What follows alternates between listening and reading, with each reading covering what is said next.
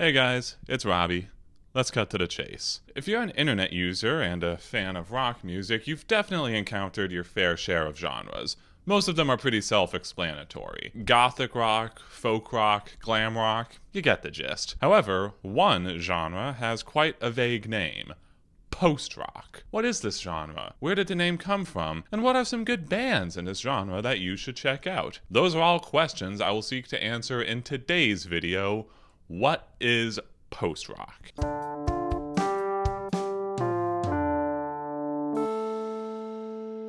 The first question I'm going to tackle is the title of this video. What is post-rock? Well, post-rock is a genre that seeks to explore musical atmospheres above all else. Traditional verse-chorus song structure is completely disregarded. Riffs can be repeated for a prolonged time with slight variation, and there's a heavy emphasis on build-up and climax. A lot of post-rock is instrumental, and when vocals are used, they're mainly used to add atmosphere rather than serve as a lead instrument. Journalist Simon Reynolds described the genre as using rock instrumentation for non-rock purposes. Remember that name, Simon Reynolds. Some bands have vocals but no actual lyrics. More on that later. As for where the name comes from, the name post-rock has to do with music moving beyond the boundaries of traditional rock. The name can be applied to post-punk and post-metal, both of which I'll try to do a video on someday. The label goes back quite a bit, although it wasn't always used in the way it is now. The earliest known use is in a 1967 Time cover story on the Beatles, where they described producer George Martin's recording technique as leading an evolution in which the best of current post-rock sounds are becoming something that pop music has never been before, an art form. It was also used in a Rolling Stones album guide in a way that basically meant avant-garde rock. The term was also used in a Cream interview with Todd Rundgren, in reference to his desire to go beyond the state of rock music at the time, which he considered repetitive. The first use of the term post-rock to refer to a band that actually fit the current definition was in a 1994 issue of the magazine Mojo. Specifically, it was in a review by Simon Reynolds, remember him? Of the album Hex by Bark Psychosis, where he said, "The future of rock is looking more buoyant than it has for a while, thanks to Bark Psychosis and their post-rock ilk." For those who don't know, ilk basically means style. I had to look that up to find it out. So now that we've gotten the boring history stuff out of the way, let's get into some not boring bands you should check out.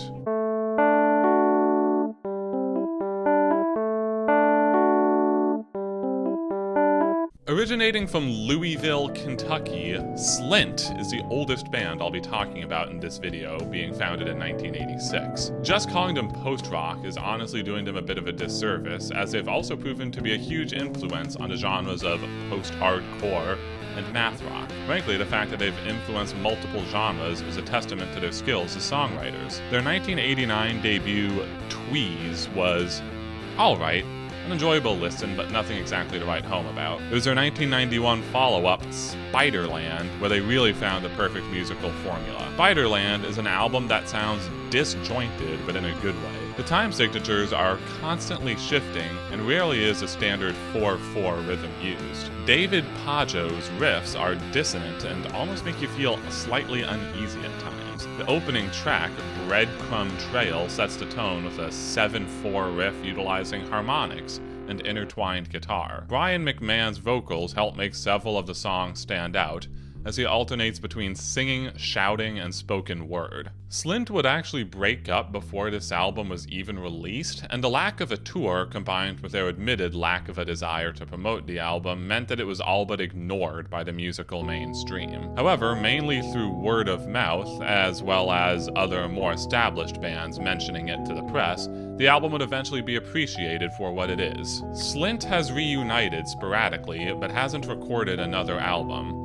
That's probably a good choice, since nothing they could put out would ever be able to top the masterpiece that is Spiderland. The next band we'll be talking about come from across the pond, and boy, are they something interesting.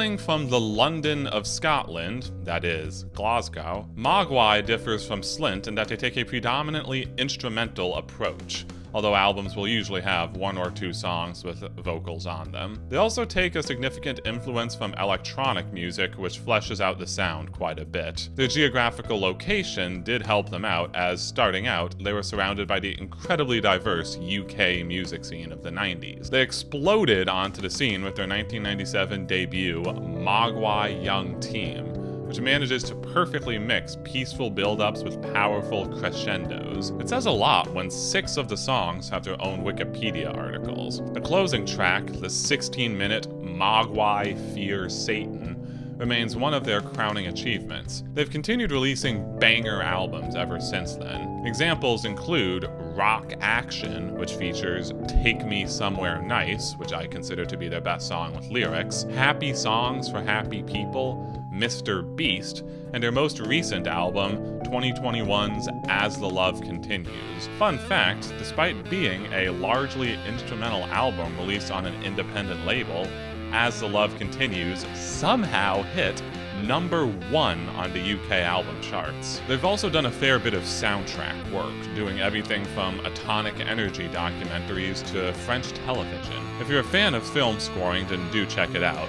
My favorite soundtrack album of theirs is for the French TV show Les Revenants. I haven't watched the show myself, so I don't know how well it works as far as supporting the actual scenes, but by itself, it's an enjoyable listen. One last fun thing about them, they have some of the best song titles of any band I've listened to.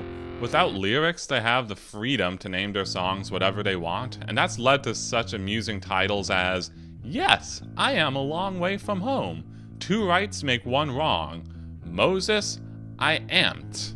Still not sure if that's a spelling mistake or not. Glasgow Megasnake, and You're Lionel Richie. That last song title was inspired by something guitarist Stuart Braithwaite actually said when he ran into Lionel Richie himself at an airport while hungover. Could have gone worse, I suppose. This next band will take us to the Great White North, and they definitely do a good job representing their homeland.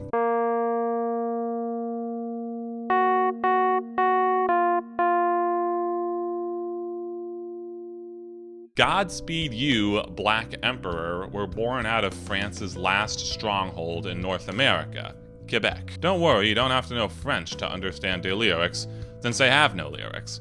To be honest, their style of post-rock strays the furthest from rock out of all the bands I'll cover in this video, as it's actually more akin to film soundtracks. The songs by this 8, formerly 9, piece group are frequently over 10 minutes in length, and are usually divided into movements. As far as the songs themselves go, there will be prolonged stretches of sparse instrumentation, such as just having a guitar and violin going for minutes at a time. They're big fans of playing one riff over and over, gradually adding more instruments to it, until they reach their preferred level of epicness, at which point they do the same thing with another riff. Their 1997 debut album, F-sharp, A-sharp, Infinity, is 63 minutes long despite only having 3 tracks. It's honestly one of the darkest albums I've ever listened to, and I'll have to do a video on it someday. Their 2000 follow-up, Lift Your Skinny Fists Like Antennas to Heaven, is what solidified them as giants in the post-rock genre. The album has 4 songs spread across 87 minutes, and not one of those minutes is wasted.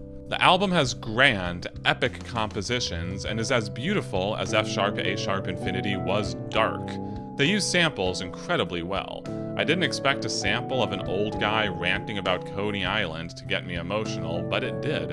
As you might expect from the runtime, this album is a bit of a journey to get through. It's a perfect road trip album, but I've also found that it works great for studying as well. These guys also have some very interesting live shows. They have 2 members whose sole job is providing film projections to play during their concerts, which really does add to the experience. They're also one of the few bands that have no qualms at all with fans filming their shows, and as a result, there are quite a few songs of theirs that were released on YouTube before the band officially released them themselves. It makes sense when you find out that they're all very vocal anarchists. The next band I'm going to cover admittedly do play it a bit safe, but I still love them.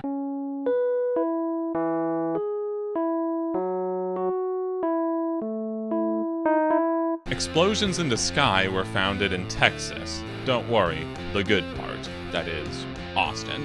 A four-piece, they largely eschew bass guitar in favor of a third guitar. While as a bass player I'm fundamentally opposed to this approach, they do make it work really well. Each of the three guitars is playing something slightly different in each of their songs, and they intertwine perfectly. Their second album, Those Who Tell the Truth Shall Die, Those Who Tell the Truth Shall Live Forever, garnered them a bit of controversy due to the album's liner notes featuring a photo of a plane with the caption, "This plane will crash tomorrow." Rumors spread online that the album was released the day before the September 11th terrorist attacks.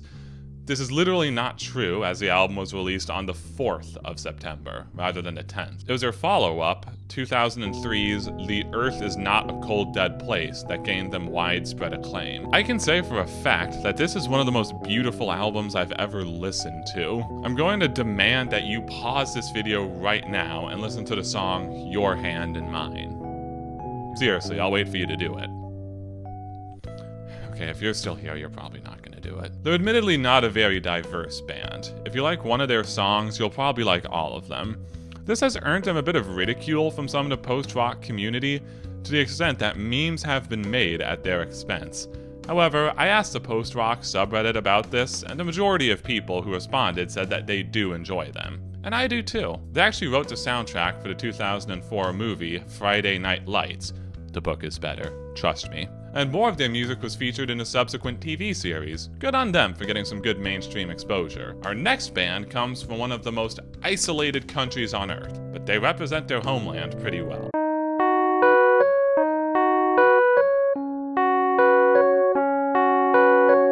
Originating from Iceland, Sigur Ros makes music as beautiful as her home country. Seriously. Visit Iceland if you are able to. Founded in 1994, they put out their debut album, Vaughn, in 1997. It didn't make much of an impact, but their sophomore album, 1999's Agaetis Byrjun, certainly did. This is honestly one of the best written albums I've ever heard. Post-rock is usually more of an album genre, but the individual songs on this album are superb. From the reflective melody of Sveben Ganglar, to the melancholic atmospheres of Ni Batteri, to the smile-inducing Staralfleur, this album just does not miss. It also introduces the use of gibberish vocals, referred to as Vonlenska, or Hopelandic, by the band. Their follow-up album, Left Bracket, Right Bracket, was sung entirely in this made-up nonsensical language, which makes karaoke a bit challenging. Their songs with actual lyrics are difficult enough, seeing as, you know, Icelandic. Their 2005 song, Hoppippola, is probably the most listened to post-rock song ever, as its poppy melody has led to it being used in commercials for BBC's Planet Earth series, as well as trailers for Children of Men and Slumdog Millionaire. The city of Rome even used it in its video bid to host the 2024 Summer Olympics. How'd that turn out? Oh. Well, at least they tried. Their singer, Jonsi, has delved into film scoring a bit. He wrote the soundtrack for the 2011 movie We Bought a Zoo, which I keep on forgetting I've actually seen. Sigur Ros have been on an extended hiatus for some time, with their last album being 2013's noticeably more aggressive Kvekur. In that time, they've been charged with tax fraud by the Icelandic government, which, sure, why not? They have reunited with their former keyboardist and have promised they're working on new material, so fingers crossed. So those are 5 post-rock bands that I definitely encourage you all to check out. Each of these bands does something different as far as the genre goes, so listening to them all can help you get a good idea of how diverse the style of music really is. My recommended albums for each of them are Spiderland for Slint, Mr. Beast for Mogwai, Lift Your Skinny Fists Like Antennas to Heaven for Godspeed You, Black Emperor, The Earth Is Not a Cold Dead Place for Explosions in the Sky, and Agaetis Byrjun for Sigur Ros. No matter which one of those albums ends up being your favorite, as long as you check them out, that's what's important. If you're still watching by this point, I just want to say thank you so much for giving me your time. If you like what you saw, be sure to like and hit subscribe. I upload whenever I can, and I always have tons of fun making these videos. Hopefully you have as much fun watching them. I'm RobbieJ2734. I will see you when I see you next.